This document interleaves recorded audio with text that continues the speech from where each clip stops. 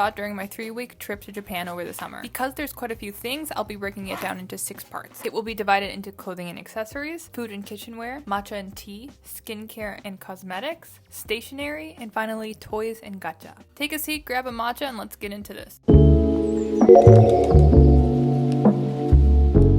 Okay, so the first category of things that I bought is clothing and accessories. The first thing I have here is actually a silver custom-made 925 solid ring from the store Glanta. So Glanta is a store, they have a bunch of locations throughout Japan, and they're known for customizable jewelry. I got to choose the material, the thickness, the shape, the size, and the finish of the ring. I was a bit hesitant to buy this, but this is a ring that I wear daily, and it's a nice little reminder of my trip. So the next thing I got myself while I was in Japan is this vintage red Coach purse. This is the Waverly, made in December 1994, made in the USA. I actually got this in Shimokitazawa, which is the thrifting district in Tokyo. So this bag cost $55 after conversion and tax-free, which isn't horrible, but I actually ended up going to the store 3 times because I couldn't decide, and it's only because the condition wasn't ideal. There's a lot of wear, there's like frayed edges, and the original hang tag is missing. But on the 3rd and final time I went to the store, I just decided to pull the trigger and buy it anyway. I love vintage Coach. I have and always will. And as I reflect on this purchase, I am so glad I bought it. So the next 3 items, I bought them all from Uniqlo in Ginza. So the Uniqlo Ginza is the 12th floor, really huge Uniqlo in Tokyo. The first thing I got was this Kubukisa Theater tote bag. This Uniqlo did a Ginza collaboration with 15 famous stores in the Ginza district. And honestly, I got this just because I thought it was the cutest tote. So I had been looking for a navy cardigan for a while, but I wanted something a little bit more fitting. The good thing is Japanese sizing is on the more petite side, so this actually fit really well. So the next thing is this black tank top. I came to Japan with a minimal amount of clothing, and due to the humidity and heat, I actually needed another top that I could wear that was both fashionable and wasn't too hot or heavy because of the weather. This was actually only 500 yen, but the below item is this AirTech tank I had to buy to be able to wear this 500 yen shirt, so the pricing all evened out in the end. The next is this Shuppato bag. This is a reusable foldable shopping bag that kind of folds like an accordion style and has like a nice elastic strap to keep it in place. I absolutely love this thing. I chose this fun blue kind of gingham pattern. Since this is so compact and portable and actually easy to fold away, I ended up using this all the time while I was in Japan, and I am really happy about this. The next and final thing I bought was this UV protection parasol for sun and rain by WPC. This was something I had to buy in my 2nd week of being in Japan. It was just so hot, so much direct sunlight, and I needed to protect my skin as much as I could. So I caved and I got one of these, especially because all the girlies in Japan are wearing one of these. It also came in handy because the days that weren't direct sunlight and super hot were raining a lot. So I actually used this for dual purposes. So the next category of things is food and kitchenware. So I did go to Costco Japan, and it was one of my favorite experiences ever. I'm a Costco stan girly, whatever you call them, and going to Japan, Costco was so much fun. So one of the first things I bought was a huge package of furikake. Furikake is just rice topping seasoning. I got this to share with my obachan. I'm just showing the 5 different types, but there were a bunch in this package. The next thing I got was this huge bag of ochazuke seasoning. Ochazuke is a savory rice porridge. This is a package where you can pour it over rice and add some hot water or hot tea, and you have your little instant porridge. I got this to once again share with my grandma. The final food thing I got at Costco Japan was this strawberry anko butter. So anko is made out of azuki beans. It's like a sweet red bean, and this has been mixed with like a strawberry jam. I had never tried this, but this did come in a 2-pack, so I gave one to my family member and I kept one. This is normally really expensive in the US, and this is like a huge size that I have never seen before, so I was really excited to try it. The next 2 things came from Uji, Japan, which is a matcha tourist town. The first thing is a matcha soba. So the noodles have been made with matcha, and I assume they're green, but I have not opened this yet. The next thing is a simmered tea leaf that has been seasoned. I think you eat this over rice. I really wanted to try this because I've been reading and hearing that eating green tea leaves is actually really good for your health, so I just wanted to see how it's prepared. and try it for myself. The next two things are coasters. I actually didn't buy these. I received them because we went to a bar 2 times while I was there. The bar is called Mikkeller, and it is not a local brand to Tokyo or Japan. It's actually from Copenhagen originally. What's really cool about this brand is they tend to design their like little logo people to emulate the place they're in. So there's like a little nod to Japan with the no mask on the one on the left. I really love the design of these coasters, and it's one of the few things you can get for free. The next thing I got was this filter in bottle cold brew tea container. It essentially helps you make cold brew tea without any of the mess. You can do it all inside the glass bottle, pour it out in the morning, and since there is a sieve at the top, it all stays within the container. I like this from an aesthetic perspective. I think it's a beautiful bottle, and also as like a tea lover, especially in the summertime or when it's getting warmer out, it's nice to have a cold alternative to my favorite hot drink. The next thing I got was a little bit weird, and I think a lot of people don't really buy this anymore, but I bought katsuobushi in like the hard wooden form. Okay, hear me out. So the reason why I wanted this was because I occasionally watch the Netflix show Midnight Diner. The chef in that sometimes grates his own katsuo, which I think is so cool. And ever since I've seen that, I kind of wanted to do it myself and have my own. So this trip I did want to buy the katsuo as well as the katsuo kezuriki, and so I wanted to keep my eyes out for a mini one. And to my also good fortune, I did find one in a small little store in Kyoto. From a pure practicality standpoint, this is not as good as the big traditional ones. However, considering the size, the price, and just how pretty it is, I think it's exactly what I needed, and it does the job.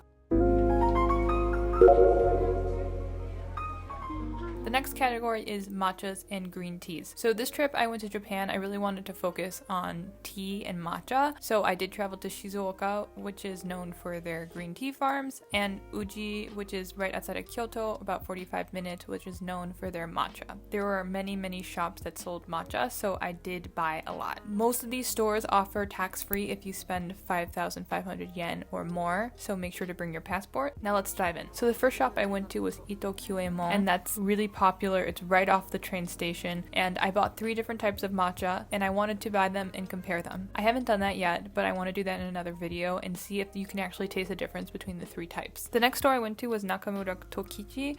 I actually got 2 of their types of matcha. One was the cheaper version and one was the slightly more expensive version, just to see the difference. I did consume both of these, and to be honest, I didn't really notice a huge difference. So the next store I went to was actually in Kyoto, and it's called Ippodo Tea. If you are into matcha, you've probably heard of this brand because they are very consistent, very good quality, and not too expensive. They also sell in the US, and I did want to see their Kyoto shop. I did buy 3 matchas. The first was the cheapest that they sold. It was only 600 yen plus tax, which is insanely cheap for 40 grams. I got this just to see how it was, and it was really good. The next matcha I got was a medium expense one, so it was 2,400 yen plus tax. It's the Sayaka no Mukashi matcha, and it's also in 40 grams. This was good, but to be honest, I think I liked the Hatsu better. And the final matcha I got was a Kyoto exclusive, and I just fell under the trap of buying something that you can only buy in Kyoto. So this tea shop also had a cafe attached, so I decided to go there since I was all the way in Kyoto anyway, and I spent way too much money on a matcha latte, and even for American standards, I think it was like $8 for the tiniest little glass. Was it worth it? Maybe not, but it was a nice experience. I probably wouldn't do it again, and I don't know if I would recommend it, but you know, you do crazy things when you travel. The next and final matcha I bought was actually in Shizuoka, and it was at one of the souvenir shops. They sold a bunch of different products that were made in Shizuoka, and I noticed that this was Shizuoka grown matcha. I did try it, and it was very good. They have a more robust flavor, and I think they stand up well against lattes, so milkiness, so you can actually taste it. So the last 2 things are matcha accessories. The first being a chasen tate, which is a chasen or a whisk stand. I didn't have one of these, and I thought it would finally be good to have one. I was waiting to buy something that was really unique, and I had yet to find something, so I just kind of bought this generic blue one. It's nice, and it does the job. And the last thing is the chasen, which is the bamboo whisk. You have to go through quite a few of these if you make matcha every day, which I do, so I just thought it was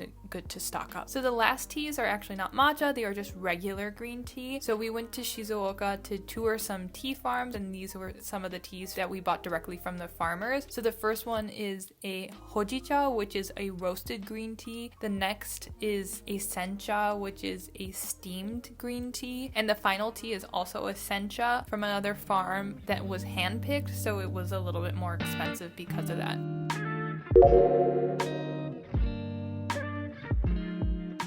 Now let's talk Japanese stationery. These are one of my favorite products that come out of Japan. I actually showed a lot of constraint and didn't buy too much, but as you can see, I mostly bought erasers. I've always loved erasers from Japan, especially the cute ones, and when I went this trip, I kind of partook a lot. So the first two items are from Costco Japan. The first item is a Bandai eraser set. These are the viral erasers where when you erase it, they kind of start turning into the shape of an animal. I was really excited to see this sold at Costco and to see all these different versions, and these happened to be on sale. So I bought these. I ended up opening them up and giving them to friends. The next thing are just generic mono erasers. I got these because they were on sale for a very good price, and where I live they can be a lot more expensive. The next eraser I bought from Tokyo Hands. This is the eraser where when you erase it looks like Mount Fuji. Again, it's one of those viral erasers, and this was one of the last things they had in stock, so I was excited to buy it. Now let's talk Iwako erasers. So these are super cute small puzzle erasers that can be pulled apart and then put back together. I've actually been collecting these since I was little, and I put them in a jar on my shelf and I do not open them. So this trip I bought a couple more because they're only 66 yen each. I got a daifuku mochi, a roll cake, 2 different shortcakes, one pink because super cute, and a little strawberry tart. The next thing is a small hiragana stamp kit. This is something I've been wanting for a while. I make pottery and I wanted to be able to stamp my hiragana name, Mika, into it. I found some online, but they were really expensive and I didn't want to justify that. But when I found this at Hands for only 990 yen, I thought it was perfect timing. The last thing I bought was this mini Miffy stationery set. I actually bought this last minute because I needed to write a thank you note to my friend. Despite this being a last minute purchase, I'm really happy I bought it and I think it's very cute and functional.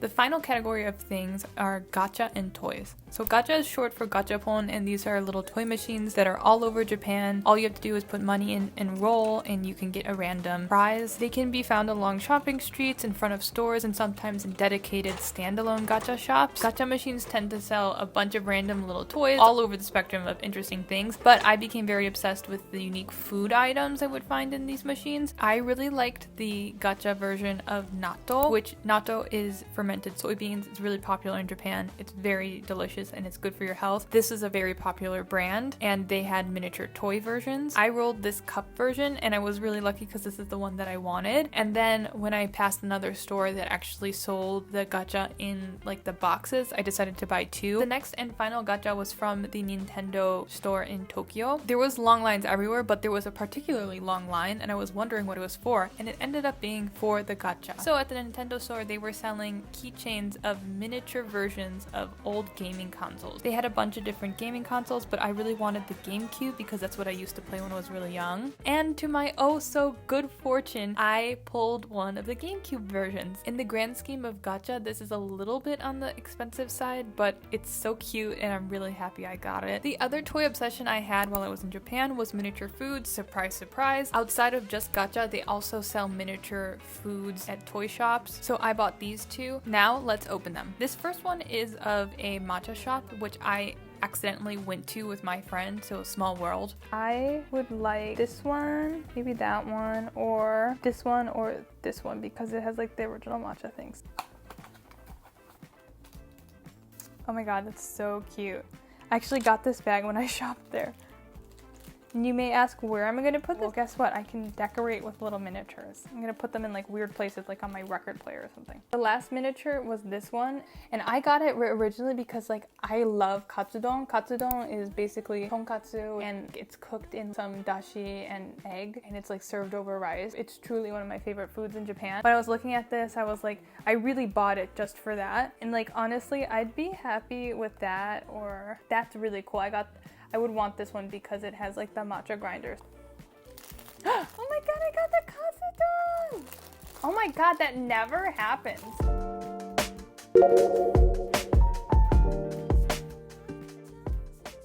On to the really fun category of Japanese skincare and makeup. First of all of these skincare and makeup products were either bought at Donkey, Cosme, or Sundrug. So I am not much of a makeup person, but I am a skincare girly. Now on to the actual stuff. So there are 3 categories of products that I bought. To the right is like mostly lip stuff. To the middle is sunblock, which is, there's a bunch, and to the left is skincare. Alright, so the first thing I bought was this Elixir foaming face wash. My friend had been using this forever, so she recommended it and I bought it at Sundrug. Elixir is one of the sub-brands of Shiseido, so this is a high quality product, but this is one of those face washes where you take a pea-sized amount and foam it. Honestly, it takes a long time, and because of that, I don't use this very often. The next item is the Sekisei Brightening Essence Lotion. This is one of those products that you wear in the multi-step Japanese skincare routine, and you wear this as a hydration, and then you wear an emulsion on top. I bought this at Cosme, so that means I did overpay. So, hot tip, if you ever do go to Japan, make sure to window shop at Cosme and then actually shop at Sundrug to save a little money. This is one of the more expensive skincare items I did buy, but it lasts a very long time. I have so much product left over, but I'm still not sure if I would repurchase this in the future. Okay, next are the face masks. So I bought a bunch of different types. The first being the Kiana rice masks. I bought 2 of the regular face masks and 1 of the rice pack. These are nice. These kind of went viral, so they were sold out a lot of places, so I was happy to grab some. And the remaining 2 face masks, one is Lululan. I like this brand, and the other brand, I just bought it out of vibes. Now it's time for the sunblock portion of the haul. So I bought a bunch of different sunblocks. The first being the Biore UV Aqua Rich. I bought the 3-pack of this because you save a little bit money buying bulk, and I use this all the time. The next thing I got was the Biore UV Spray. I got this because a lot of friends wanted to try this, so I did get a multi-pack, and apparently this is good for reapplying, especially if you have makeup on. The next 2 products are Sekisei sunblocks. So one is a gel form, which I know I'm gonna like, and the other one is a milk form. I'm not sure, but I'm open to trying. These are a higher price point because the brand is more premium. Again, I like this brand, so I just wanted to try their sunblocks. The next thing I bought was from the 100 yen or the 100 yen shop. This is just a travel size lotion container. I got it in pink because I love pink, and I'm not really good at having a skincare routine on the road. And really, the quality of this 100 yen item is insane. It is so good. So the next thing I bought was a mascara. I was running low on my original mascara, and so I thought it was good timing to buy one in Japan. Honestly, I bought this off of a whim. I just thought it looked nice, and I went with it. And after having used it for quite some time now, I really enjoy this product. It doesn't give you the raccoon eye that other mascaras do, and it has those little hairs that lengthen your eyelashes. So overall, I'm really happy with this product. Now let's talk lip products. I had such a good time. I don't wear a lot of makeup, but I definitely love wearing a lip color. I also don't believe in spending a lot of money on lip color, so I only bought drugstore brands. And these were lightweight and really good gifts. The first thing I want to talk about is the Lip Fondue by Mentholatum. I, number 1, love this brand, and 2, I tried this on a whim, and it's amazing, and I went back for the second. So it's kind of like a mix between a chapstick and a lip gloss. It's not too sticky, but it still has a nice texture and shine to it. And the colors are nice and subtle, but it still adds a little bit of color to your lips. So it's overall great, and I love this product. Like I said, I am in love with this brand Mentholatum, so I ended up buying a bunch from them. This is their Melty Cream Lip. I got one in the original kind of regular flavor and the other in a vanilla. These are a standard nice chapstick. I like the packaging. It fits very nicely into your bag, and really no complaints. Since we're sticking with Mentholatum, the next product is called the Flash Tint Lip. I got this in 2 different colors, and I really like this. It's like a lighter lipstick, but it still adds color to your lip. I enjoy kind of opaque lipsticks, so this is exactly what I wanted. And I got one in pink and one in beige. The next Mentholatum item is the water lip. So this is how I originally knew this brand from years ago. I had bought one and I really liked it. It's a really good chapstick because water is in the name. It's really hydrating. There's also SPF in it, and it's really cheap. If you're one of those girlies that loses their chapstick all the time, this is the product for you. The last Mentholatum product is this Repair One lip scrub. I think it's supposed to help with really dry lips because there's a scrubbing mechanism and some like grit in the actual chapstick. As I record this voiceover, I'm actually using it, and I can say I enjoy it very much. But again, I love everything this brand comes out with. Now let's talk about a different brand. This is called DHC. This is something I had seen a little bit on the internet, but mostly I was noticing at stores like Donkey.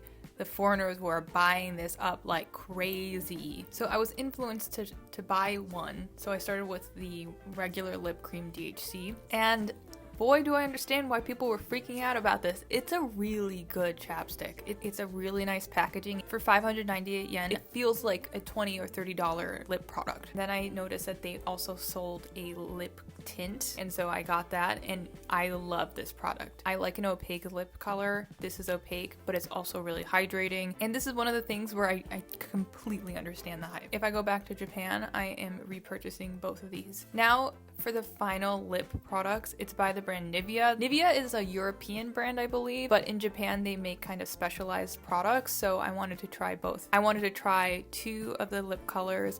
One is a smoky rose and one is a red. The packaging is not as high-end as DHC, but for a drugstore brand, it is a very good product. And we have finally made it to the end of this video. This was a long one. If you stuck around, thank you very much. Please subscribe, let me know what you thought below, and I'll see you in the next one.